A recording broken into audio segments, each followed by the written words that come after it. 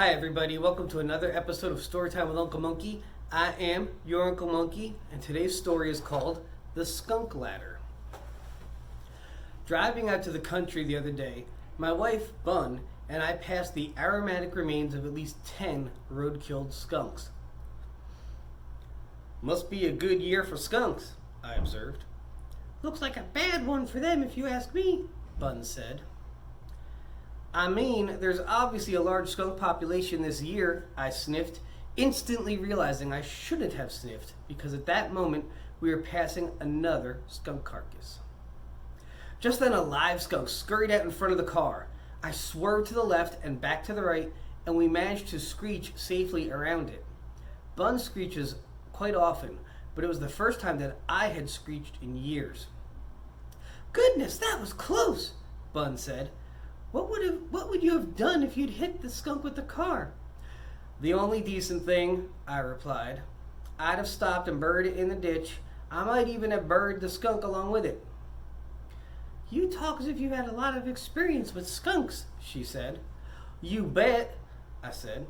Mostly when I was a kid. You mean I've never told you about the skunk ladder? Boy, do you have a treat in store for you. Sorry I mentioned it, she mumbled, possibly in an attempt to conceal her intense interest in the bizarre tale. As I told Bun, my friend Crazy Eddie Muldoon and I were sitting on the Muldoon Corral fence one summer afternoon, trying to think of something to do. This was shortly after I had nearly drowned in the creek while testing Eddie's deep-sea diving apparatus, and after we had crashed into our homemade plane during takeoff from the roof of the Muldoon barn, and after our submarine had failed to surface with us in the pond, but before Mr. Muldoon started being treated by old Doc Mosby for a mysterious nervous condition. I recall mentioning to Eddie that his father seemed to be awfully jumpy that summer, and Eddie said he had noticed it too, and wondered if it might not be caused by eating vegetables. Even as we sat on the fence, Mr. Muldoon came by on his tractor and stopped to study us suspiciously. What are you two up to now? He demanded. Nothing, Pa, Crazy Eddie said. Just trying to think of something to do. Mr. Muldoon shuddered. Well, when you think of it, you let me know before you start to do it. You hear? Sure, Pa, Eddie said. I guess what we'll do is go dig in the dirt. We've been talking about doing that. Okay, said Mr. Muldoon, shifting his tractor into gear. Just don't build nothing. Then he drove off.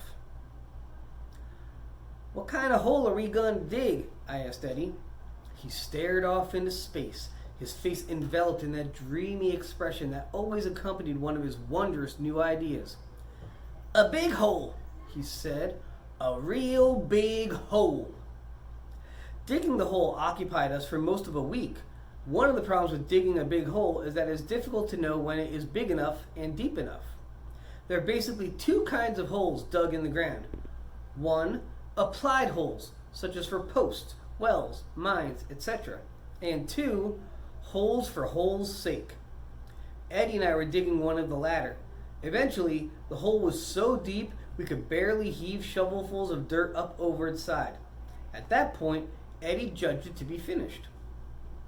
Since Eddie had insisted that we keep the sides of the hole squared up, we had to pull ourselves out of it on a rope, one end of which was tied to a pile of stumps nearby. The stump pile also served to screen our digging activities from view from Mr. Muldoon, who was cutting hay in a field on the far side of the farm. As Eddie often pointed out, any kind of engineering feat should be screened from the eyes of the engineer's parents. That way you could concentrate on your work and didn't have to be answering a lot of dumb questions all the time. We were immensely proud of the hole, and I still don't believe I've ever seen a nicer one.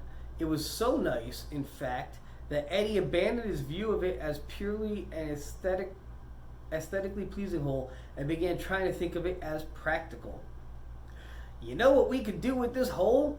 He said. We could make a wild animal trap out of it, like Frank Buck does in Africa.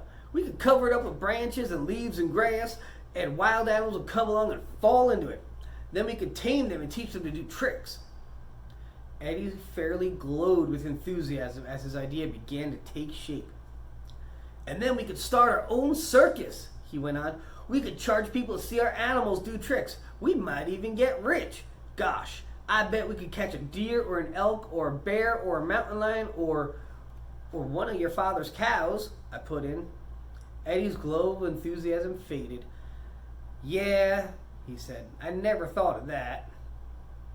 Both of us stood there silently for a moment, thinking of Mr. Muldoon staring down into the hole at one of his milk cows. It was unpleasant to think about.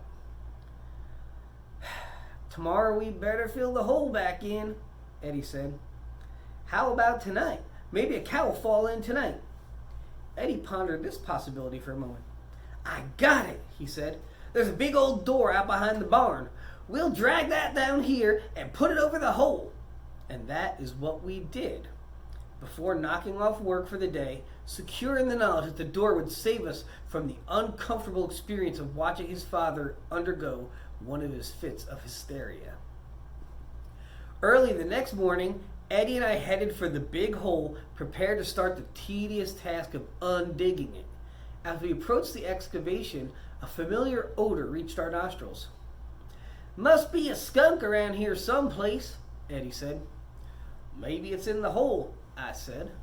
Couldn't be. We covered it with the door. Nevertheless, the skunk was in the hole. He had apparently found an open space under the door, slipped in for a look around, and plummeted the 8 feet or more to the bottom of the hole. Oddly, he did not seem to be frightened of us. Even stranger, for we did not know that skunks were great diggers, he had hollowed out a huge cavern under one side in an attempt to dig his way out of the hole. We can't fill the hole with the skunk in there, I said. How are we going to get him out? Maybe one of us could drop down in the hole, grab him real quick before he sprays, and then throw him out, Eddie said. I'll yell real loud so he'll look at me and won't notice when you jump in and grab him in.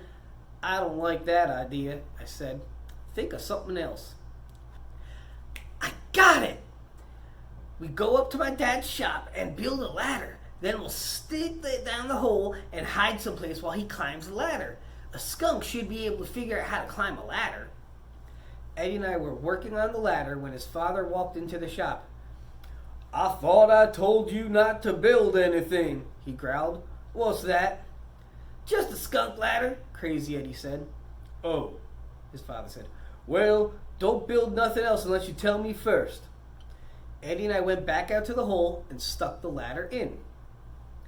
The skunk showed no inclination to climb it, choosing instead to hide in the cavern it had hollowed out. Just then we heard Eddie's father yelling at us. What did you mean, skunk ladder? We peeked around the stump pile, and there was Mr. Muldoon striding across the pasture toward us. Quick, Eddie said. Help me put the door back over the hole. We threw the door over the top of the hole, neatly hiding it from view. Before we could think of a good explanation for a big pile of dirt out in the corner of the pasture, Mr. Muldoon charged up. Now what? He cried. Where did that dirt come from? What's my door doing out here? He reached down and grabbed the edge of the door. Stop, Pie, don't! Eddie yelled, rushing forward.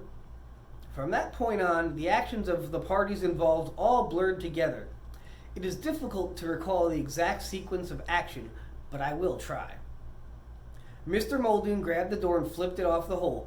Then he said, Smells like a skunk, at which time he shot out of sight, leaving his straw hat suspended in the air for perhaps a quarter of a second. Later, I deduced that Mr. Muldoon had stepped on the edge of the hole beneath which the skunk had hollowed out its cavern. A cloud of dust puffed out of the hole when Mr. Muldoon hit the bottom. Then he yelled several serious swear words with the word skunk mixed in with them. Next, there were a lot of earthy scrabbling sounds, and Mr. Muldoon came clawing his way up the side of the hole, but the dirt gave way and he fell back in, saying something like, oof! It is important, perhaps, to realize that all the activity so far had taken place in the span of no more than 4 seconds. Eddie had meanwhile charged forward, yelling, Pa, don't hurt him! He was standing at the top of the ladder when the skunk rushed up that contrivance and emerged in the cloud of dust.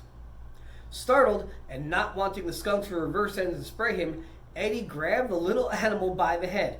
The skunk started scratching and biting, so Eddie threw it back down the hole, where its arrival was followed by a savage bellow from Mr. Muldoon, who, to our surprise, then came racing up the skunk ladder himself.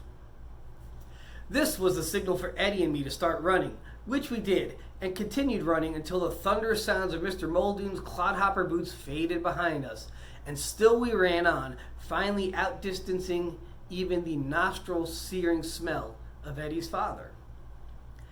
Eddie eventually made his way home and placed himself under the protective custody of his mother until Mr. Muldoon's rage subsided into the odd little facial tic that was to remain with him for several months. In the ruckus at the skunk ladder, Eddie had been hit in the face with a slight charge of skunk spray. Worried at first that the spray might have affected his brain, Mr. and Mrs. Muldoon finally assumed there would be no lasting ill effects.